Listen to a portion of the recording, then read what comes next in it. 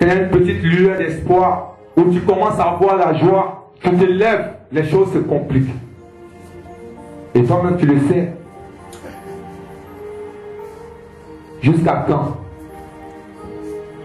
Je parle à quelqu'un ce soir. Est-ce que tu n'es pas fatigué?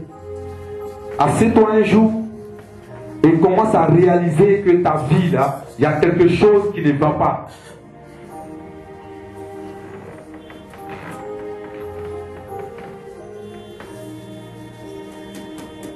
Est-ce que vous êtes là? Il y a quelque chose qui ne va pas.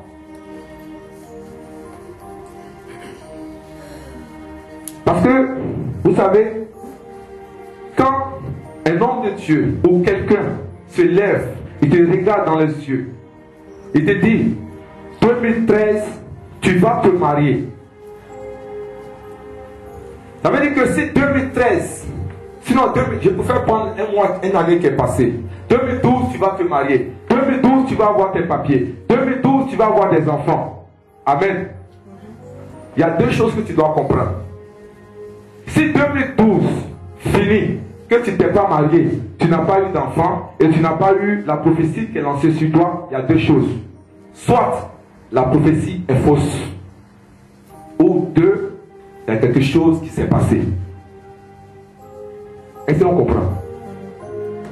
Alléluia. Parce que la Bible dit que quand Daniel avait prié, amen, le même jour, la réponse venait. Mais au niveau du deuxième ciel, il y avait un prince des démons qui avait bloqué la réponse qui venait. Pour rafraîchir ta mémoire, nous avons trois ciels. Ils ont trois cieux. Amen. Il y a le premier ciel que nous voyons que les intellectuels appellent le firmament. Le firmament. Alléluia. Et juste, on a le troisième ciel où se trouve notre Seigneur. Gloire à Dieu. Donc entre le troisième et le premier ciel, il y a le deuxième ciel. Donc comme je disais, quand il y a eu la guerre, quand tu lis Apocalypse 12, Satan n'est pas tombé sur la terre. Amen. Satan est tombé sur le deuxième ciel et c'est sur le deuxième ciel qu'il a organisé son armée.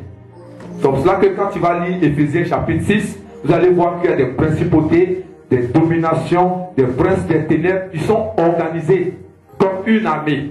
Et ils viennent faire leurs actions sur la terre. Gloire à Dieu. Est-ce que quelqu'un me comprend? Donc ça veut dire que toi qui es là, avec moi ici, quand tu amènes une prière à Dieu, ta prière doit normalement aller dans le troisième ciel, n'est-ce pas? Mais pour qu'elle puisse aller au troisième ciel, il faut qu'elle dépasse le deuxième ciel. Or, c'est sur le deuxième ciel que Satan a son armée. Gloire à Dieu. Donc, il y a des prières que tu fais, et aussitôt, Dieu envoie la réponse. Mais la réponse est bloquée, par exemple, quelque part sur le deuxième ciel, et tu dors. En départ, tu dis non, alléluia, tout va bien. Est-ce que vous me comprenez? Donc, aussi longtemps que tu n'as pas persisté dans la prière, tu n'as pas prié jusqu'à ce que, parce que la Bible dit que Daniel a pris un jeûne de 21 jours. Il a jeûné et prié pendant 21 jours, et il y avait un autre ange, Michael, qui était obligé de venir aider l'ange qui venait avec la réponse. Donc ça veut dire que si Daniel n'avait pas persisté dans la prière, l'ange serait bloqué là-bas, mais jusqu'à quand? Et la réponse ne viendra pas. Et tu vas dire non, Dieu ne m'exauce pas. Dieu ne répond pas aux prières. Dieu ne veut pas me répondre. Ce n'est pas Dieu. Mais c'est parce que la prière est bloquée sur le deuxième ciel, tu es obligé de persister dans la prière. Est-ce qu'on me suit? Tu vas déposer tes papiers à l'immigration et tu viens, tu es avec des gens. Ah, on a déposé nos papiers à l'immigration. Oh, ça, habituellement, quand tu déposes, à moins d'un mois, 2 mois, on te répond. Amen. Mais toi, le temps de réaliser, ça fait 2 ans, 3 ans, 4 ans. Ils ne te répondent pas. Et tu es assis là. Et tout ce qu'on te dit, oh, mon frère, ma soeur, ça va aller. Tout ce concours au pied de ceux qui aiment Dieu. Dieu est en train de prouver ta foi. Regarde ton voisin et dis, je refuse ça. Je refuse cela. Alléluia. Je refuse cela. Hein? Tu es jeune fille. On a prophétisé sur ta vie, tu vas te marier. Tu vas avoir des enfants. Alléluia. Ça fait plus de 5 ans que cette prophétie a été lancée sur toi. Et rien ne bouge. Peut-être qu'il y a une lueur d'espoir. Quelqu'un te croise pour dire, ah, je vais te marier. Tu es dans la joie. Gloire à Dieu. Tu cours aller voir tes parents. Vous commencez une relation. Ok, comment on va faire? Parce qu'il faut que tu payes la dot. Il faut que tu fasses cela. Le monsieur t'appelle un jour pour dire, ma soeur, franchement, il faut qu'on arrête cette histoire. Tu ne comprends pas. Alléluia. Ou la fille t'appelle pour dire, ah, franchement, il a réfléchi, hein. On dirait que c'est une erreur. Pourtant, tu n'as rien fait.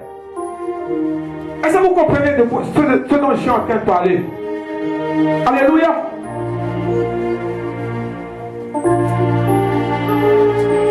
Je suis très sérieux avec toi. Alléluia. C'est pas normal.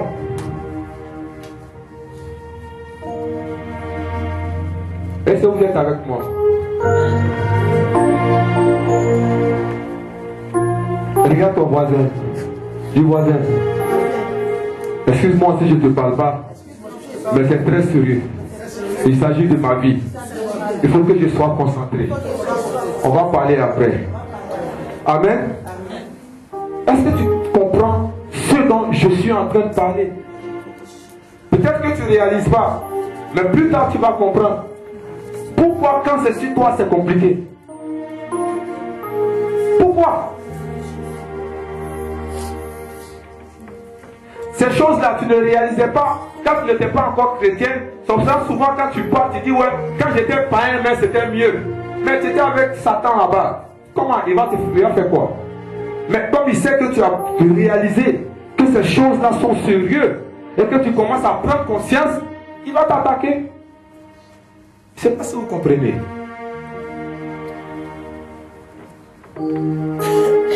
Et tu vas rester là, le temps de réaliser, tu es un mariage pendant 10 ans, 15 ans, il n'y a pas d'enfant.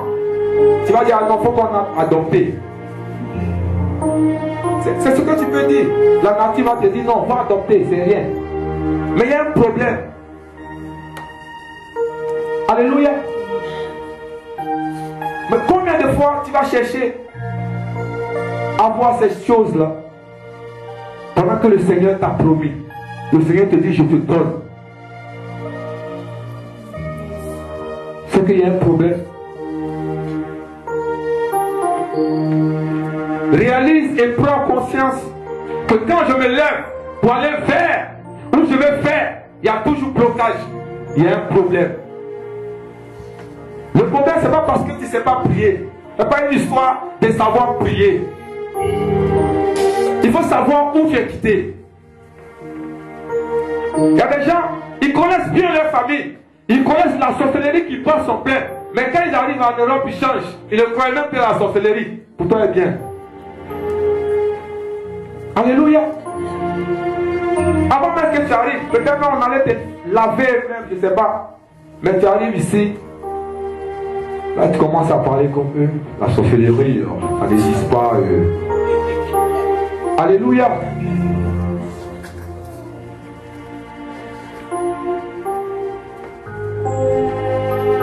Dieu dit, j'ai un plan de paix et de bonheur pour toi. Je veux que tu sois heureux. Je veux que tu sois heureuse. Alléluia.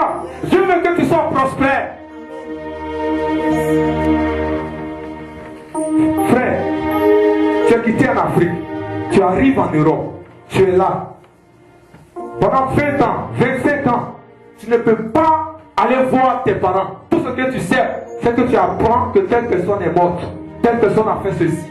Tu as oublié d'envoyer l'argent, mais toi-même, tu ne peux pas aller. Tu as essayé, tu as tout fait. Il y a un problème, frère, ma soeur.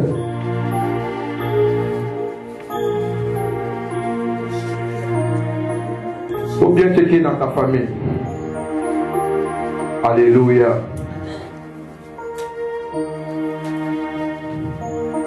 Je ne vais pas continuer. On va se lever. La prochaine fois, alléluia. Réalise un peu